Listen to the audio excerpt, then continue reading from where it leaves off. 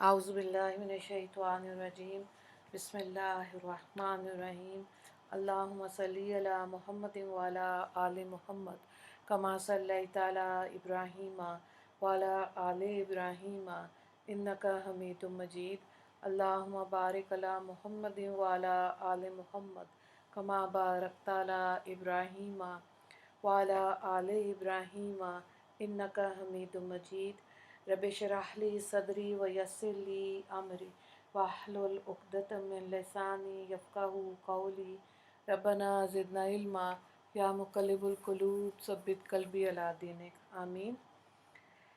सूरह हदीद का आज हम आगाज़ कर रहे हैं। पारा नंबर 27 है। बिस्मिल्लाहिर्रहमानिर्रहीम सब्बह लिल्लाहि मा फ़िस समावाति वल अर्द व हुवल अज़ीज़ुल हकीम। अल्लाह की पाकी बयान करते हैं सब जो कुछ आसमानों में ज़मीन में है और वो ज़बरदस्त हिकमत वाला है। तो यहाँ इब्तदाई आयत में लफ्ज़ सब्बह बासिगा माजी इस्तेमाल किया गया, जिसके लफ्ज़ी माने ये हुए कि अल्लाह की तस्बीह की है और हर इस चीज़ ने जो आसमानों में और ज़मीन में है। दूसरी सूरतों में यह सब्बह बसिगा मज़ारे फरमाया, जिसमें हाल और मुस्तक़बिल दोनों का मफ़हूम शामिल है। और कहीं बासिगा अमर सब्बह फरमाया तो मतलब ये हुआ कि इस तस्बीह तक़दीस पाकी बुज़ुर्गी किसी वक्त और किसी हाल में मुनक़ता नहीं, हमेशा से होती आई, होती रही है और होती रहेगी। अगली आयत को देखें। लहू मुल्कुस समावाति वल अर्द युह्यी व युमीतु व हुवा अला कुल्लि शैइन क़दीर हुवल अव्वलु वल आखिरु वज़्ज़ाहिरु वल बातिनु व हुवा बिकुल्लि शैइन अलीम हुवल्लज़ी खलक़स समावाति वल अर्द फ़ी सित्तति अय्यामिन सुम्मा इस्तवा अलल अर्श यअलमु मा यलिजु फ़िल अर्दि वमा यख़रुजु मिन्हा वमा यंज़िलु मिनस्समाई वमा यअरुजु फ़ीहा वहुवा मअकुम ऐनमा कुंतुम वल्लाहु बिमा तामलून बसीर। लहू मुल्कुस समावाति वल अर्द व इलल्लाहि तुरजउल अमूर युलिजुल लैला फिन्नहारी व युलिजुन नहारा फिल लैल व हुवा अलीमुम बिज़ातिस सदूर। तर्जुमे को देखें। उसी की सल्तनत है आसमानों में ज़मीन की, वही हयात देता है, मौत देता है और वही हर चीज़ पर कादिर है।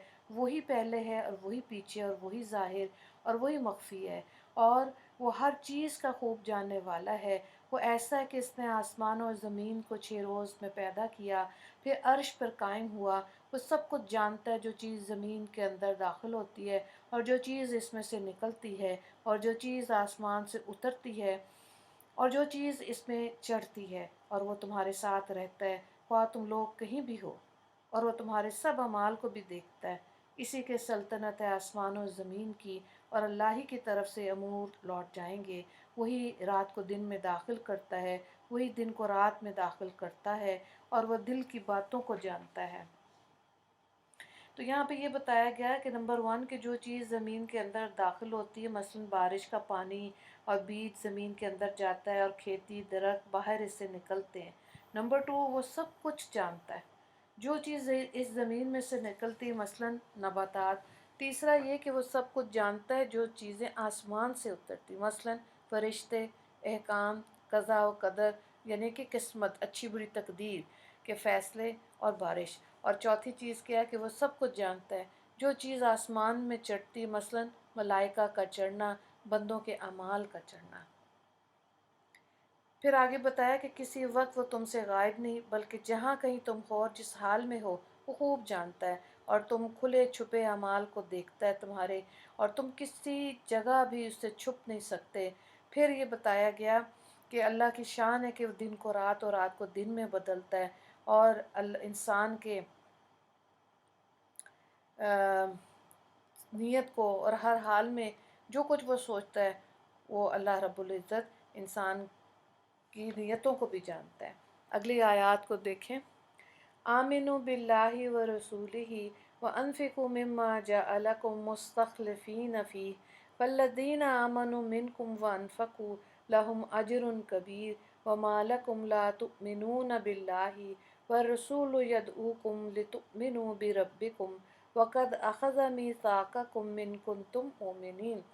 तुम लोग अल्लाह पर और उसके रसूल पर ईमान लाओ, और जिस माल में तुमको इसने दूसरों का कायम मकाम बनाया इसमें से खर्च करो। सो जो लोग तुम में से ईमान ले आए और खर्च करें उनको बड़ा सवाब होगा। और तुम्हारे लिए इसका कौन सबब है तुम अल्लाह पर ईमान नहीं लाते, हालांकि रसूल तुमको इस बात की तरफ बुला रहे हैं कि तुम अपने रब पर ईमान लाओ, और ख़ुद खुदा ने तुमसे अहद लिया था अगर तुम को ईमान लाना हो।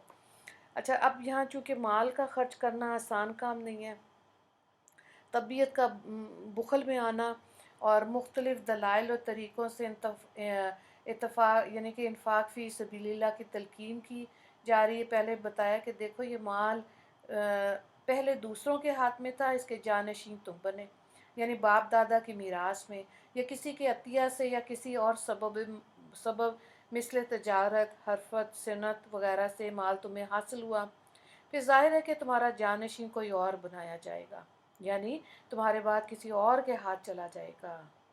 ओहो, ये तो समझ नहीं आती, कितना जमा कर कर के रखना है। और अल्लाह ताला का वादा है कि खर्च करो, इसको बांट दो। फिर जब मालूम होगा कि ये चीज़ें ना अब पहलों के पास रही ना तुम्हारे पास रहेगी, तो ऐसी फ़ानी चीज़ से दिल लगाना, मोहब्बत करना अच्छी बात नहीं है। और इसको इस तरह जोड़ जोड़ कर रखना, ज़रूरी मसरफ़ पे भी खर्च ना किया जाए, महज हमाकत और कम अक्ली है। ज़रूरी है मुनासिब मौके में भी आदमी खर्च करने से कतराए। आगे दूसरी तरफ फिर इन्फ़ाक़ फ़ी सबीलिल्लाह की तलक़ीन फरमाई जाती है। बताया जाता है कि जिन लोगों में से ये खसलत और सिफ़त मौजूद नहीं, ज़रूरी है कि वह अपने अंदर पैदा करें, और जिनमें मौजूद है वो इस पर हमेशा कायम रहें और ईमान और इस्लाम के मुक्तज़ाए पर अमल रखें, और समझ लें कि जो ईमान लाकर अल्लाह के रास्ते में खर्च करेंगे इनके लिए बड़ा उम्दा बदला मिलेगा, और इनका अजर व सवाब ज़ाया नहीं होगा। कभी तो इस दुनिया में भी मिल जाता है, वरना आखिरत में तो ज़रूर इंशाअल्लाह मिल जाएगा। हुवल्लज़ी युनज़्ज़िलु अला अब्दिही आयातिन बय्यिनातिन लियुख़रिजकुम मिनज़्ज़ुलुमाति इलन-नूर व इलल्लाहि व इन्नल्लाहा बिकुम लरऊफ़ुर रहीम वमा लकुम अल्ला तुनफ़िक़ू फ़ी सबीलिल्लाहि वलिल्लाहि मीरासुस समावाति वल अर्द ला यस्तवी मिनकुम मन अनफ़क़ा मिन क़ब्लिल फ़त्हि व क़ताल उलाइका आज़मु दरजातुम मिनल्लज़ीना अनफ़क़ू मिन बअदु व क़ातलू व कुल्लन वअदल्लाहु हुस्ना वल्लाहु बिमा तामलून ख़बीर। तर्जुमे को देखें। वो ऐसा है कि अपने बंदे पर साफ साफ आयतें भेजता है ताकि वो तुमको तारीकियों से रोशनी की तरफ लाए, और बेशक अल्लाह ताला तुम्हारे हाल पर बड़ा शफीक मेहरबान है। और तुम्हारे लिए इसका कौन सबब है कि तुम अल्लाह की राह में खर्च नहीं करते, हालांकि सब आसमान और ज़मीन में अल्लाह ही का रह जाएगा। जो लोग फ़तह मक्का से पहले खर्च कर चुके, लड़ चुके, बराबर नहीं, वो लोग दर्जे में उन लोगों से बड़े हैं जिन्होंने बाद में खर्च किया और लड़े, और अल्लाह ताला ने भलाई का वादा सबसे कर रखा है, और अल्लाह ताला को तुम्हारे सब अमाल की पूरी खबर है। तो यहाँ पे देखें आयत में अल्लाह ताला ने सहाबा कराम के दो तबके फरमाए। एक वो जिन्होंने फ़तह मक्का से पहले इस्लाम लाकर इस्लामी खिदमात में हिस्सा लिया, दूसरे वो जिन्होंने फ़तह मक्का के बाद ये काम किया। पहले हज़रात का मुकाम बनिस्बत दूसरे के अल्लाह ताला के नज़दीक बुलंद होने का ऐलान यहाँ फरमाया।